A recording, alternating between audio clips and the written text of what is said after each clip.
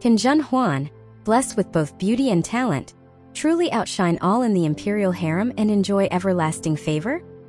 On September 15th, a grand procession from the palace, including the master of ceremonies, eunuchs, and palace maids, came to escort Lingrong and me into the palace. Though we were only consorts entering the palace, the ceremony was extravagant, drawing crowds from dozens of streets around to watch the spectacle. With tears, I bid farewell to my family and entered the palanquin. As it carried me to the palace, accompanied by the sounds of firecrackers and music, I could faintly hear my mother and sisters crying. Lu Zhu and Huan Bai accompanied me into the palace. They had been my personal maids since childhood, with Lu Zhu known for her decisiveness and Huan Bai for her meticulous care. They would be essential to my survival in the palace, where reliability is crucial. At the auspicious hour, I was guided out of the palanquin by the master of ceremonies and palace maids. The palanquin stopped outside the Zhen gate, and since we were sidecons, not the empress, we entered through a side entrance. Upon alighting, I saw Meizhuang and Lingrong, which eased my anxious heart. Bound by protocol, we couldn't speak, only exchanging smiles. The weather was perfect, even better than on the day of my selection, with a clear blue sky. The autumn morning sun was warm and bright, casting a golden glow. From outside the Zhen gate, the rear palaces of the Zhaohua city appeared magnificent, with curling eaves and glazed tiles in gold and green shimmering in the sunlight like dazzling waves, exuding an air of prosperous peace. Silently I thought, this is where I'll live from now on.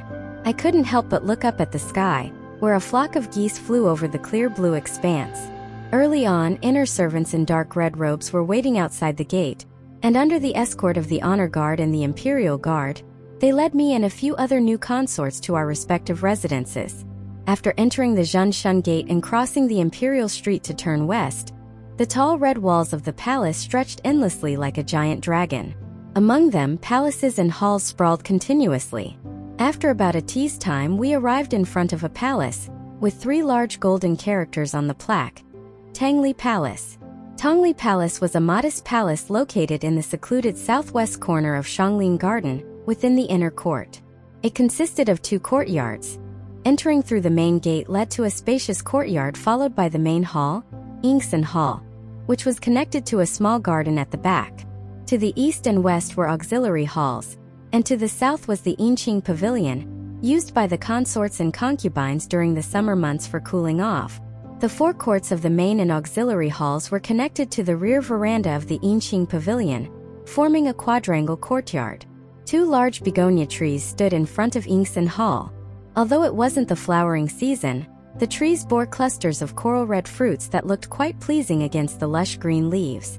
Recently planted along the front corridor of the courtyard were rows of osmanthus trees from Yuzhou, housed in large pots. The trees were blooming profusely with clusters of golden flowers amidst the leaves, emitting a rich and intoxicating fragrance. From afar, the scent was mesmerizing and uplifting. The garden behind the hall was planted with pear trees, which would bloom like snow in spring, filling the air with a delightful fragrance, truly a sight to behold. Hence the name Tangli Palace truly suited this wonderful place. I stood quietly in the courtyard for a moment, glancing at the neatly kneeling eunuchs and palace maids, and nodded slightly. Casually I asked, "Are these newly planted osmanthus?"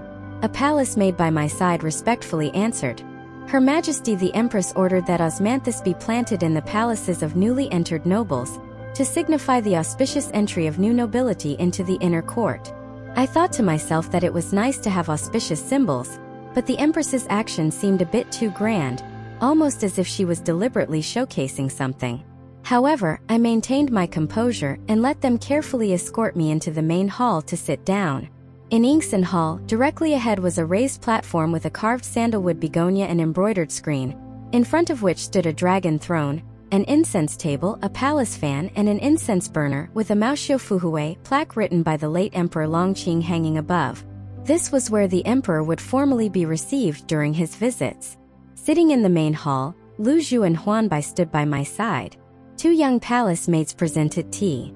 Kong Luhai, the head eunuch of Tangli Palace, and Cui Jinshu, the managing palace maid, entered from the west wing to bow and greet me, saying, "This humble servant, Kong Luhai, head eunuch of Tangli Palace, Greets Guofei Huan, wishing you all the best. This servant, Cui Jinxiu, managing maid of Tongli Palace, greets Guofei Huan, wishing you all the best. I glanced at them. Kong Luhai was in his early 30s, clearly a shrewd man with darting eyes. Cui Jinxiu, around 30, had a long face, fair skin and bright-spirited eyes, giving her a stable and composed appearance. I liked her at first sight. After their formal greetings, they led the other 4 eunuchs and 6 palace maids under my charge to formally introduce themselves to me. I slowly sipped my Luan tea, observing the carved pearwood decorations silently. I knew that silence could be an effective deterrent in front of servants. Indeed, they stood with bowed heads, not daring to breathe too loudly, making Ingsen Hall so quiet that one could hear a pin drop. After a few sips of tea, I smiled and motioned for them to rise. Holding the porcelain teacup lid, I addressed them without looking. From now on, you are my people. It's good to be clever, but... I looked up sternly and continued. The most important quality for a servant is loyalty. If your heart isn't with your master, and you're involved in deceitful schemes, your heads won't stay on your shoulders. Of course, if you're loyal, I'll treat you well. The room's atmosphere tensed as they all pledged their unwavering loyalty and devotion to me. I smiled satisfactorily and ordered rewards to be distributed, with Lu Zhu and Huan by handing out prepared silver to all the servants. Whether this display of both kindness and authority was effective remained to be seen, but for the moment it had subdued them. I knew that to ensure they served me faithfully and diligently, I had to establish my authority. I couldn't afford to be a weak and easily deceived master. Cui Jinxiu stepped forward, suggesting, "My lady, you must be tired today. Please allow this servant to show you to your resting quarters." Confused, I asked, "Aren't you going to introduce me to the main consort of this palace?" Cui Jinxiu explained, "My lady might not be aware, but Tongli Palace currently has no main consort. Your rank is the highest here." Before I could inquire about the other residents, Cui Jinxiu, anticipating my question, informed me, "Additionally, Chun Chongzai resides in the East Auxiliary Hall, having entered the palace 4 days ago, and Shermaren, who has been in the palace for 3 years, resides in the West Auxiliary Hall. They will soon come to meet you, my lady." I acknowledged with a smile. Behind the pearwood carved cabinets in Ingsen Hall were the East and West warm chambers. The East chamber was for the Emperor's rest during his visits, while the West chamber and the sleeping quarters behind the main hall were for my daily use. Cui Jinxiu escorted me to the sleeping quarters, which were elegantly divided into primary and secondary sections by pearwood carved frames with large glass panels. I casually asked Cui Jinxiu about her background and how long she had been serving in the palace. She immediately knelt down in fear, saying, "This servant dares not.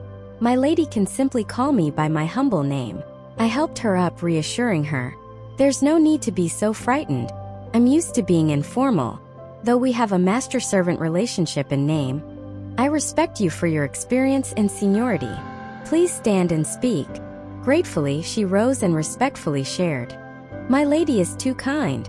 I am from Yongzhou and have been serving in the palace since childhood, previously attending to Empress Dowager Qinren.